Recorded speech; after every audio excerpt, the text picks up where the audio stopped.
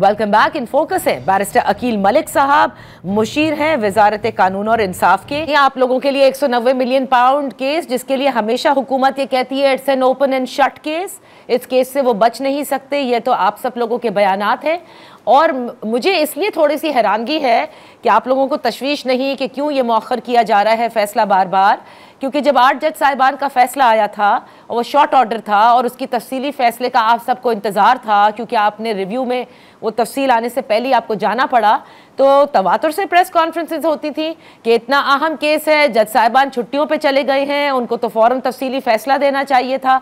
तो इसीलिए मैंने कहा कि इस मरतबा आप लोग बिल्कुल खामोश हैं।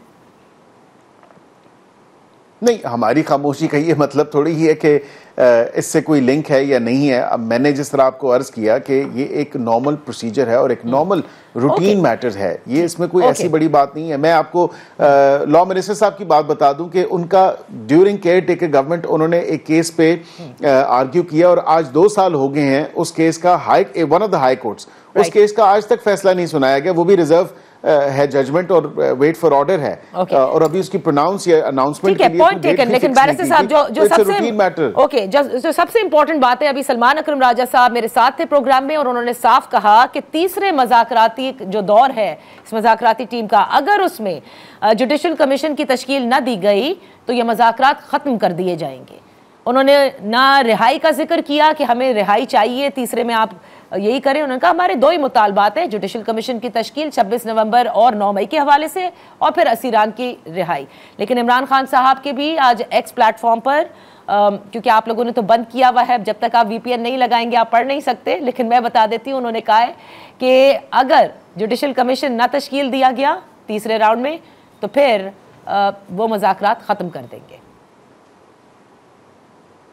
देखें, अब बात यह है कि जो जुडिशल कमीशन बनना है वो इंक्वायरीज ऑफ कमीशन एक्ट के थ्रू बनना है और वो इस्तकाक है फेडरल हुकूमत का, वफाकी हुकूमत का इस्तकाक है। And the members of the committee जो अभी फिलवक़्त हुकूमत की नुमाइंदगी कर रहे हैं या हुकूमत की रिप्रेजेंटेशन कर रहे हैं, वो फेडरल हुकूमत का अक्स है, जहाँ पे तमाम तर सियासी जमातें जो हुकूमत के इत्तेहादी हैं वो उसमें बैठी नहीं हैं। अगर इनकी कमेटी के मेंबरान उनको कन्विंस कर लेते हैं और बाय मेजॉरिटी कन्विंस कर लेते हैं तो वो 9 मई पे या 26 नवंबर पे जो जुडिशल कमीशन का मुतालबा किया जा रहा है या जो बनाना है वो हमारा काम है।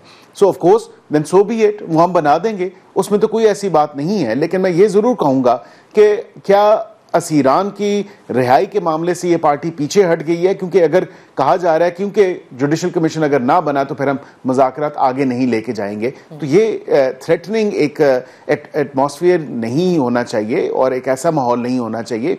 बातचीत तमाम तर मामलात का हल है और बातचीत को चलते रहना चाहिए। ये इसको किसी टाइमलाइन या टाइम फ्रेम में भी जो है उस पैराए में भी नहीं लाना चाहिए, क्योंकि क्लियरली यहाँ पे हमने देखा कि 31 की जो डेट दी गई है 31 जनवरी की, वो भी किसी सोची समझी जो है वो सोच के साथ दी गई है कि 20 तारीख को अगर ट्रंप साहब जो हैं वो अपना हलफ उठाएंगे तो शायद उसके असरात कोई आएंगे पाकिस्तान के ऊपर। तो कतन ऐसी बात नहीं है।